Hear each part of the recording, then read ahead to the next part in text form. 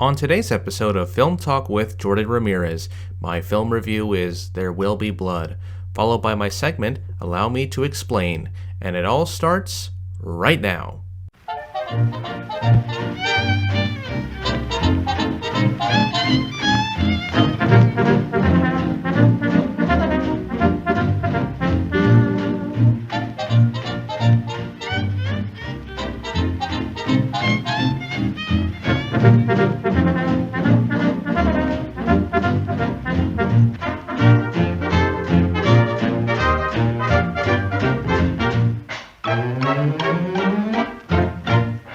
This is Jordan Ramirez, and you are listening to Film Talk with Jordan Ramirez. And now, here is my latest film review.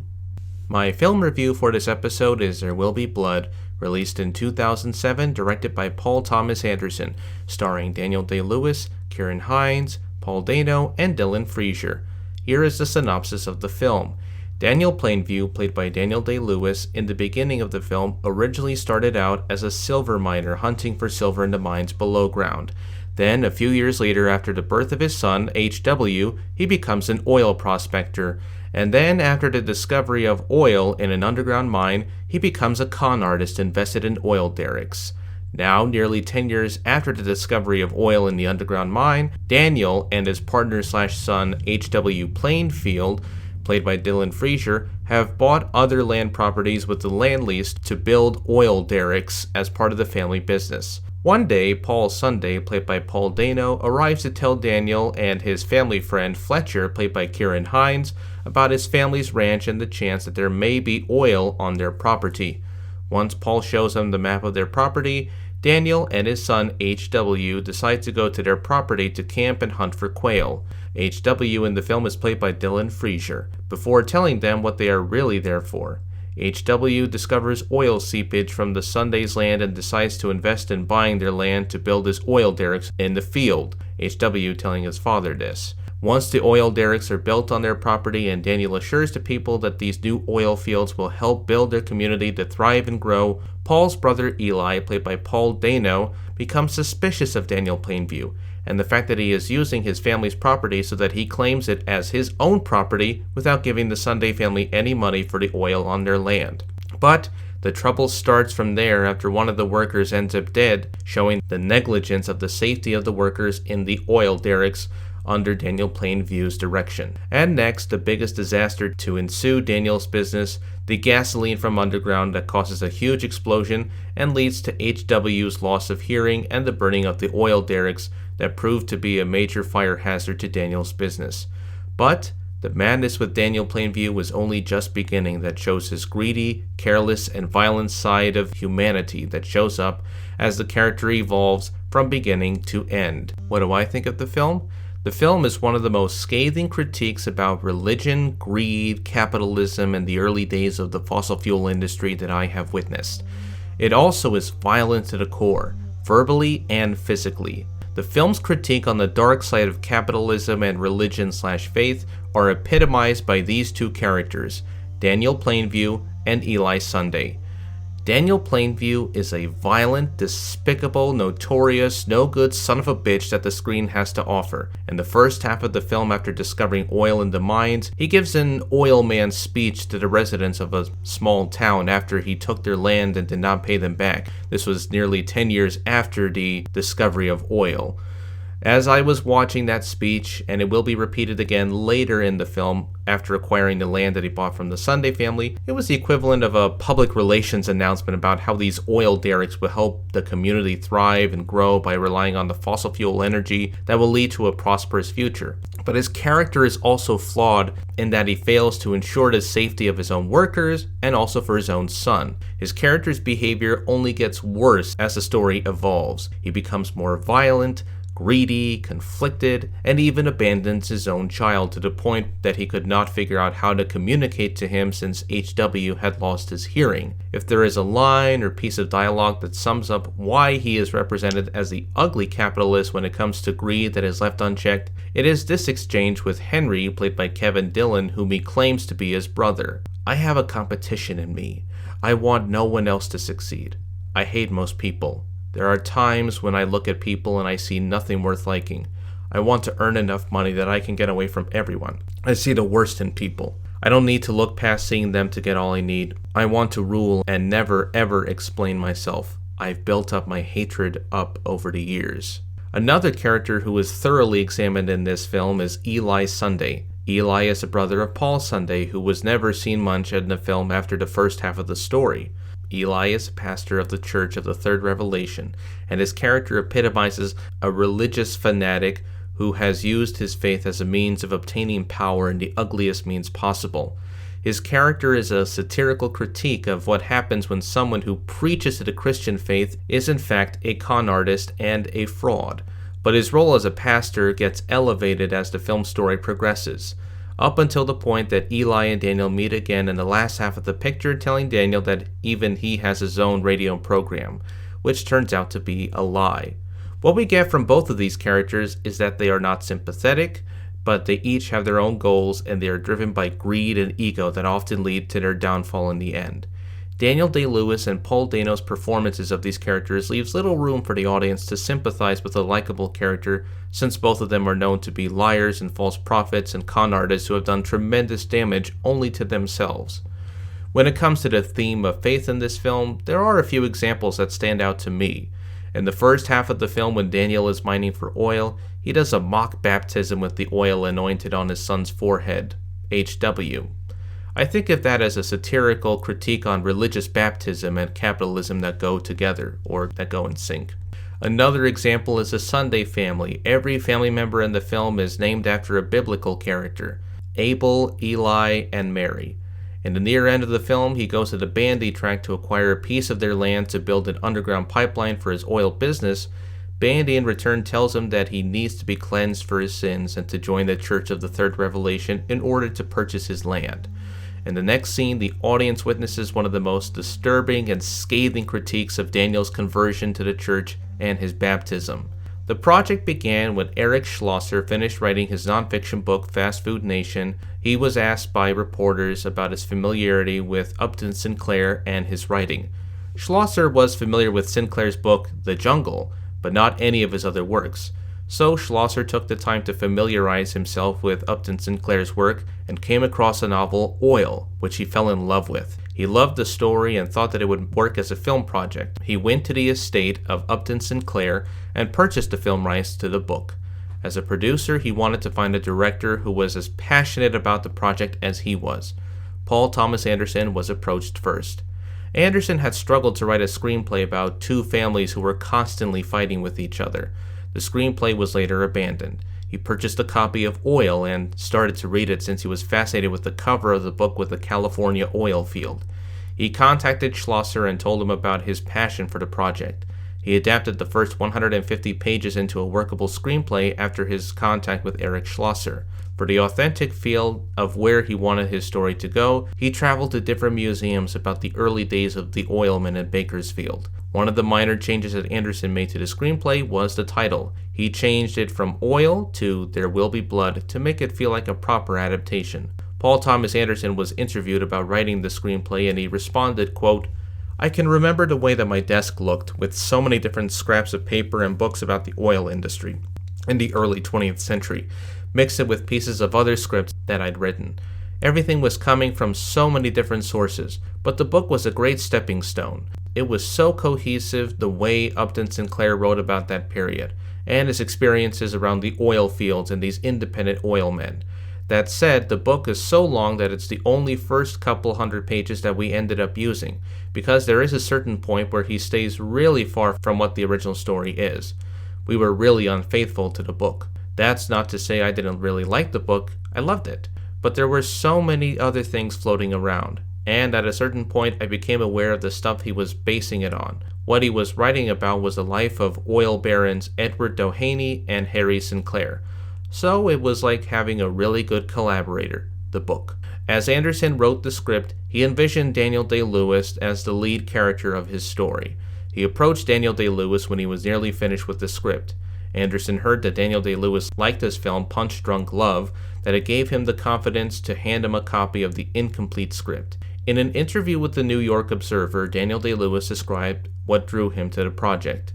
the understanding that Anderson had already entered into that world. He wasn't observing it, he'd entered into it.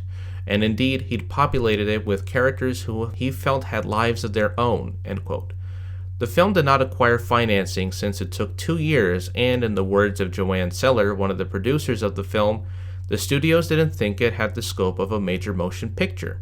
H.W. Plainview was cast by Dylan Frazier, since Anderson originally looked at different child actors from Los Angeles and New York City, until realizing that they needed to travel to Texas who knew how to shoot shotguns and was familiar with the rural environment. After Dylan was recommended by his school principal, he didn't have to read any scenes and they instead talked to him. Anderson and the rest of the crew knew that he was the perfect person for the part. As a method actor, Daniel Day-Lewis had to start with the voice and listen to audio recordings from the late 19th century to 1927 that were sent by Paul Thomas Anderson, and watching The Treasure of the Sierra Madre from 1948 and the documentaries about John Huston. And I was starting to notice that his voice sounded exactly like John Huston. For further research, Day-Lewis read letters from laborers and had to study photographs from the time period and also read on the life of Edward Doheny, whom the story Oil was loosely based on. Filming began on June 5th to August 25th, 2006 in Marfa, Texas. The film was shot by using Panavision XL 35mm cameras with Panavision C-Series and high-speed anamorphic lenses. In the middle of filming, there was a change in casting for the role of Eli Sunday. The role was originally played by Kel O'Neill and was replaced by Paul Dano, who originally had a small role in playing Paul Sunday. As Dano was now playing the role of Eli Sunday, he ended up doing his research of the time period for the film and looking up the role of evangelical preachers from this period as well. Anderson was a fan of Radiohead lead guitarist and film composer Jonny Greenwood, who scored the film Body Song. During the scriptwriting process, Anderson heard an orchestral piece that Greenwood wrote and composed that led Anderson to work with him for the film. Greenwood initially thought about leaving the project. It was Anderson who convinced him to stay on with his reassurance and enthusiasm, and of course Greenwood stuck to it. Greenwood was given a copy of the film and submitted to Anderson the music that was recorded at Abbey Road Studios in London that lasted for 2 hours 3 weeks later. Greenwood described his approach to composing music in an interview with Entertainment Weekly. I think it was about not necessarily just making period music, which very traditionally you would do, but because they were traditional orchestral sounds.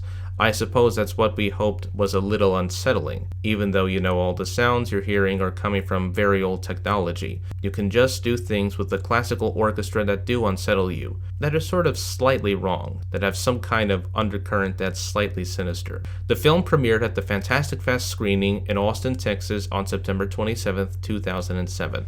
It later premiered nationwide on December 26, 2007. The film received numerous accolades and positive awards for its writing, directing, cinematography, score, and the performances for Daniel Day-Lewis and Paul Dano. The film was even included in a number of top 10 critics' film lists of 2007. Some of these include the New York Times, LA Weekly, the Austin Chronicle, Entertainment Weekly, Newsday, Newsweek, the Miami Herald, the Washington Post, USA Today, and Time Magazine. The film would be nominated for 8 Oscars at the 2008 Academy Awards and won 2 for Best Actor Daniel Day-Lewis and Best Cinematography for Robert Elswit. As dark and pessimistic as this film is, I admire the brutal honesty and also its somewhat overdone nature in the film of its scathing critique of capitalism and religion combined with greed as a powerful statement about how these two, when going hand to hand, could be left with devastating consequences of something held unaccountable when they are pushed too far.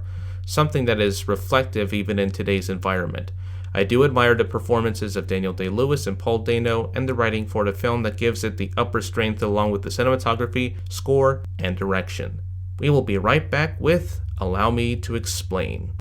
2 bills in the Florida state legislature would undermine the freedom of the press as part of the First Amendment of the United States Constitution that would undermine democracy in the United States as a signal to overturn the Supreme Court precedent, New York Times v. Sullivan. It is an attempt to rewrite the libel laws and silence journalists who are doing their job, holding elected officials accountable. It's time for Allow Me to Explain. To understand how we got here, Ron DeSantis in February of this year held a roundtable panel with defamation plaintiffs and lawyers to discuss about the libel laws in Florida.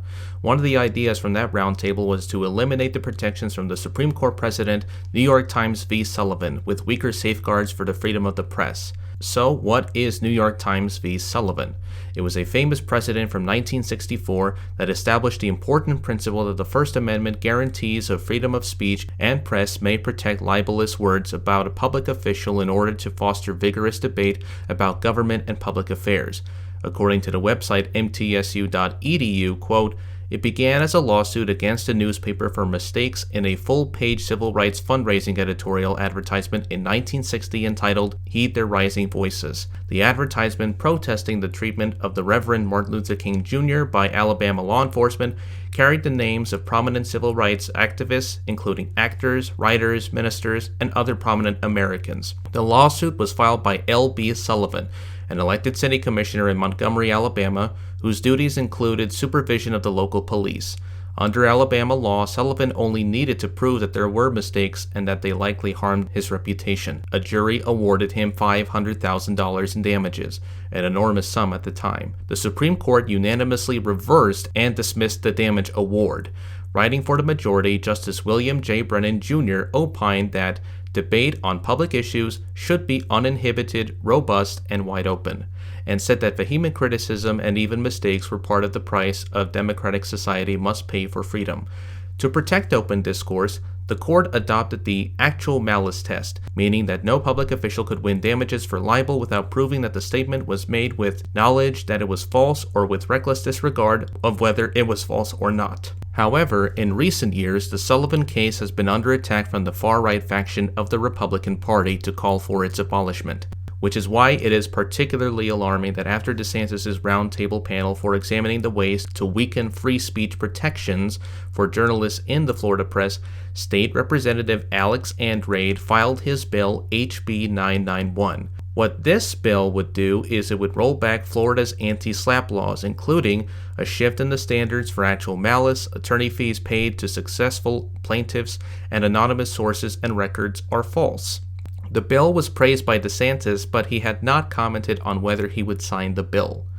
The bill, however, faced significant criticism by ACLU, Florida Now, American Atheists, Equality Florida, the Florida First Amendment Foundation, the Florida Press Association, and the conservative Americans for Prosperity and Foundation for Individual Rights and Expression.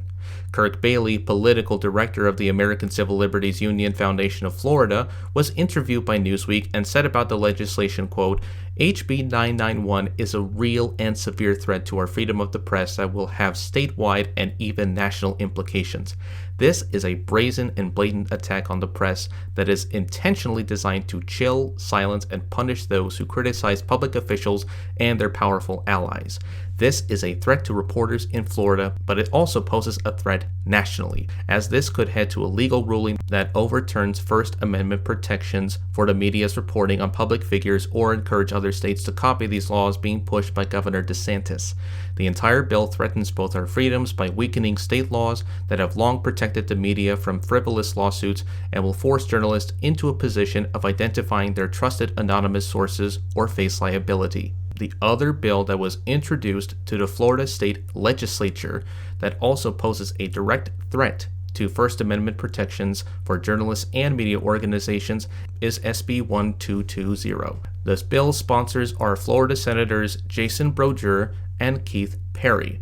While the Senate bill does not include the provisions from the House bill, it is still pretty much the same as the House bill in terms of rolling back the anti-SLAPP laws in Florida. Bobby Block, executive director of the Florida First Amendment Foundation, discussed about the bill in an interview with Orlando Sentinel.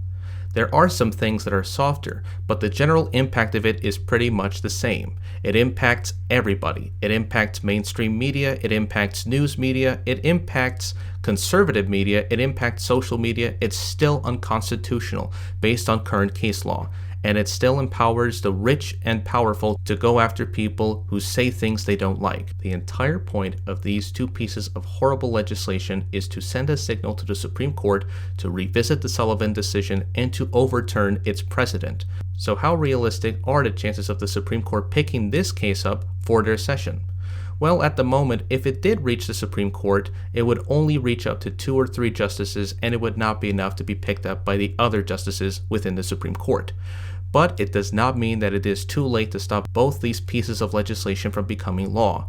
You can discuss about the importance of the Supreme Court precedent, New York Times v. Sullivan, and the horrendous impact that these 2 bills would present if it reached the Supreme Court, with your family members or friends. Contact your state senators and representatives to let them know to oppose these pieces of legislation. Educate your family and friends about the importance of First Amendment protections for journalists and the press that is fundamental to this country and democracy in general. Use emotion and humor to make it interesting and a good, persuasive, and debatable argument. It's not too late. Let them know about these 2 pieces of legislation and why the freedom of the press is in danger in the state of Florida and what it will mean for the United States if the Supreme Court overturns New York Times v. Sullivan. This has been Allow Me to Explain.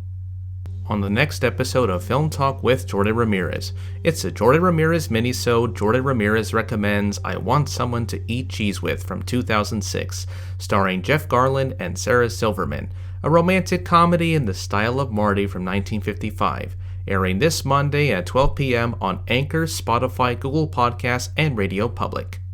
You have been listening to Film Talk with Jordan Ramirez. This series is now available to listen to at 4 p.m. on Anchor, Spotify, Google Podcasts, and Radio Public every Friday, and my minisodes Jordan Ramirez recommends every Monday at 12 p.m. on Anchor, Spotify, Google Podcasts, and Radio Public. And just as a reminder to make sure to like and subscribe to my podcast on Spotify. Make sure to go to my blog website at filmtalkwithjordanramirezpodcast.wordpress.com with my latest podcast episode on the page labeled Episodes. You can contact me on my social media feeds such as LinkedIn, Facebook, and Instagram. I am also available on Letterboxd. Check out my YouTube channel as well, Film Talk with Jordan Ramirez, and please make sure to like and subscribe. If there is a film that you recommend that I would put for my next review, make sure to submit it to my social media accounts, including my YouTube channel. And until then, I'll see you at the movies.